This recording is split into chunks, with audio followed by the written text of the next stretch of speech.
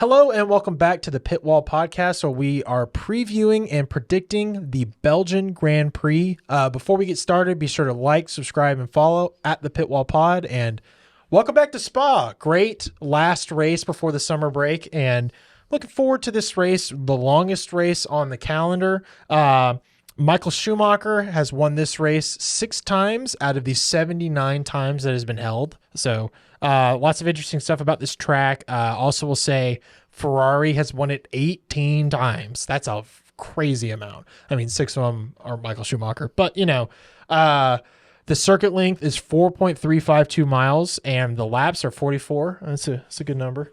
Last race in 2023, Leclerc got pole, but Max won and Leclerc ended up in third. Another one of those classic stats.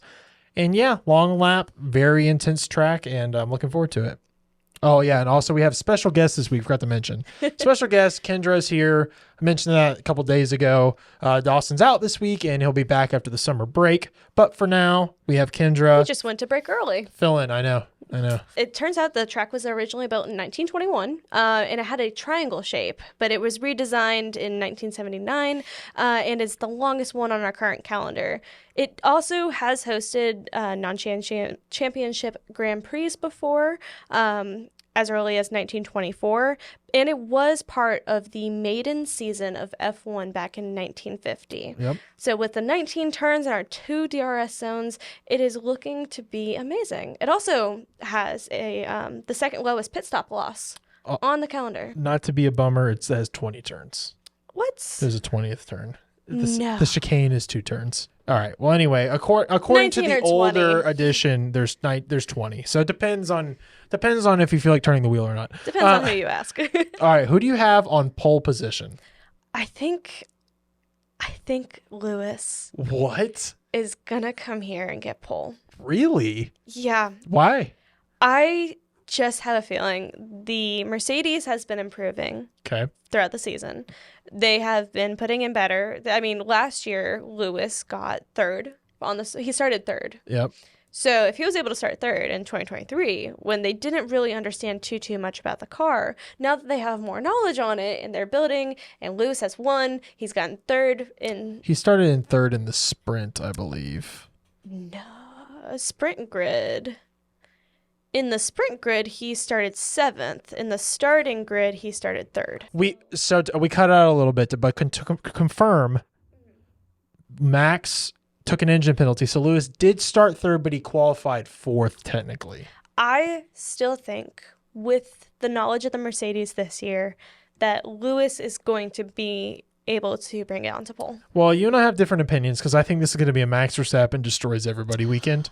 So I have Max Verstappen on pole. I just think there's no way we go 4 weekends in a row being happy. And he's destroyed this race 2 years in a row. Oh, he set a Q2 time a couple years ago where he was almost a second ahead of Checo in P2. I'm sorry. You don't believe in the Red Bull? I don't believe in the Red Bull. All right. I think their upgrades aren't working. Checo is bringing them closer and closer to the cost cap with every crash. Yeah. I disagree. All right. Well, let's see who your podium is then, because I think we could get into interesting discussion based off of that. So who's your podium? P3, just P3. Just P3. Piastri. Okay. Might be able to stay at the front and perform. He did DNF here last year, though. Okay. He went too strong into that first corner, tried to squeeze where there wasn't a gap. So I'm hopeful that he has redemption. I don't think this track's going to suit McLaren super well. I don't think it's going to be bad. Mm-hmm. But I just have a feeling that Mercedes, Red Bull, and Ferrari are going to have a better weekend than McLaren. I was seeing some Ferrari. I have P3 Charles Leclerc on the podium. I think just overall, I think he's going to drive a solid race. I don't think this is going to expose too many of the flaws of the Ferrari. And given possible weather, there's always weather at the Belgian Grand Prix.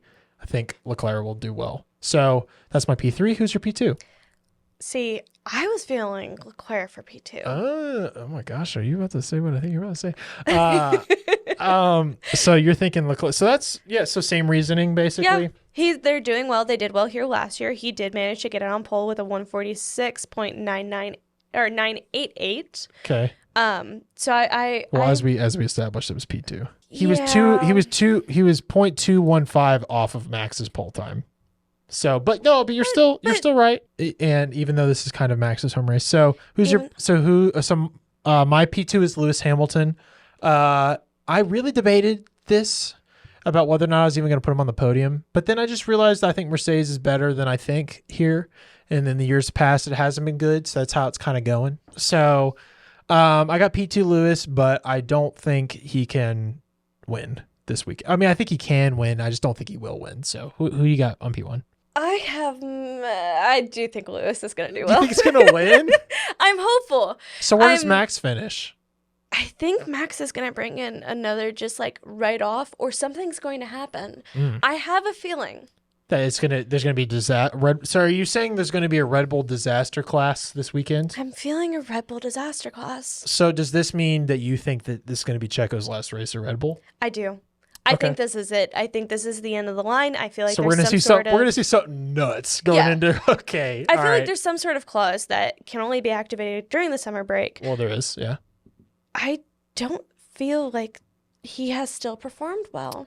And especially he's crashed in the last two qualifying sessions. Well, if we go into the summer break with a Lewis Hamilton win, I would be so happy. I feel like he has the strategy and the oomph to do it. He was 4th last year. Oh, I agree. I agree that he has the ability. I can't get out of my head Max not winning the last 3 races and Max absolutely obliterating everybody the last couple years.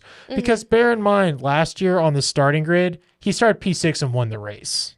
Yeah, but also that was in a more dominant car. The car is not, he's having to fight. But this is also like his other home race. So we'll see. I hope you're right. I don't want to disagree. But, I just think overall, I think McLaren are going to have not quite as great of a weekend this weekend. Last year, they did the weird thing where they tried to prepare for the wet and it didn't work. So I don't know what exactly they're going to do. My overall vibe is that they're not going to have a good... I could see them going either way with Ferrari, but I think Mercedes is going to be faster than them this weekend. I definitely... I'm interested to see... I haven't looked at the weather at all.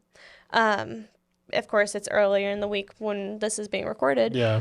But it was just so fun and fascinating reading up on it and being like, yeah, if it rains, like some parts of the track will be completely soaked. The other side is dry because of how large the track is.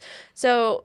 in the past, we've seen weather here. Yeah. Oh, dude, it's not there's off rain the here table. all the time. Oh, and there's racing series at this race all the time. So I'm trying to look at the weather, but it's being annoying because we're not in the same country. So, but I mean, let's just be honest. It's probably going to rain. It says Saturday, 70% chance. And I also think last year, I'm basing most of my knowledge based off of last year's race.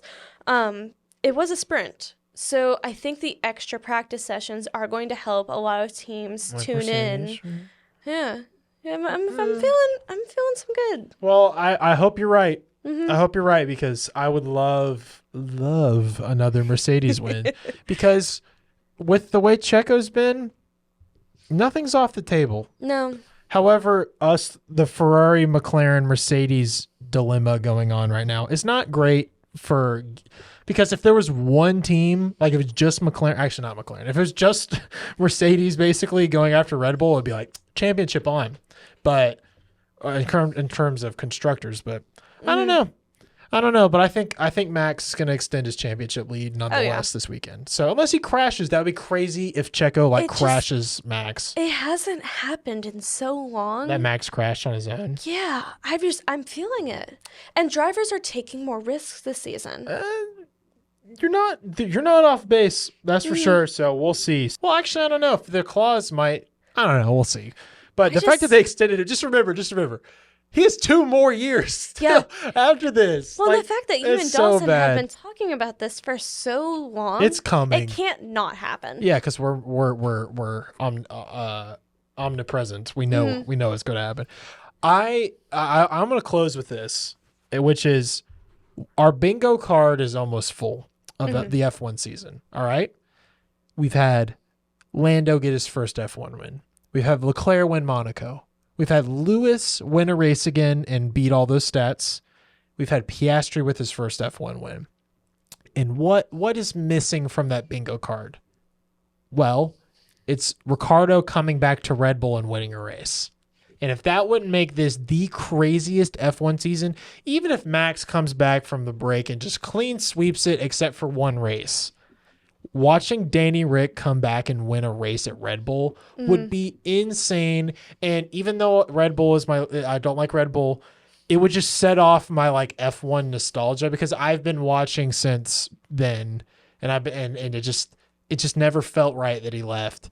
So that would just be crazy to me. So it could, I don't know. I just have a feeling like a Mexico or something like, oh man, can you imagine? Can you imagine what Ricciardo would be like? He would probably cry as hard as Lewis did. Because I mean, the last race he won a McLaren, but then after that it was Red Bull. Yeah. So I know I only have the stories that you have told to go off of, but this has been one of the best F1 seasons. it's pretty solid. I just like if only there was a championship, a real championship out. Yeah. But if we go to this race and then we come back from the summer break and it's still like this, game on. Who knows what's going to happen? Yep. Because I think the only way it happens is if one team rises out of the ashes. Seems like Ferrari is kind of out of it. So I think if a McLaren or Mercedes rise out of the ashes is dominant over the other, it's on. I'm just hoping Ferrari starts to wake up. I think they went and they laid down and they took a little bit of a nap mid-season. They've messed around with the strategy. They haven't quite got it right. Well, if you remember, I predicted this. Oh, I know. I predicted this. So I'm not surprised. However, my brain keeps going, all right, there's 11 races left and then Lewis is at that team. All right, there's 10 races left and then Lewis is at that team. So I have to ask you, and I'm not sure if you and Dawson talked about this last week or not. Do you think Lewis is going to go? After seeing how the Mercedes is doing, do you think that if there is a way for him to back out of it, do you think he will? No. I think maybe he would even want to, maybe, but probably not. Childhood dream. But I think he's a man of his word and he signed a contract and I don't think he will back out of it. So no, I don't think he will unless I don't think he will. Okay. I wish he would, especially if he thought he could win a championship next year. I could live with him staying at Mercedes one more year, winning a championship and retiring. I could live with that. It would be really hard, but I could live with it. I think. You think he's going to consider it? No, I just think Lewis is in this for longer. I hope so. I don't think he's going to just do this little bit of the contract at Ferrari and then be done. I feel like goes back to Mercedes. All right, guys, you got your car figured out. I'll come back and drive it. That's fine. He is still too in it. Oh, I agree. And him winning really turned it around, but I don't know. I hope it works out. I'm really worried. I thought he made the right decision at the beginning of the season after I saw how Mercedes was, but now that they've actually figured it out after screwing around for 3 years, it's like, he's taking the pain, but he's not going to see the payoff. I don't know.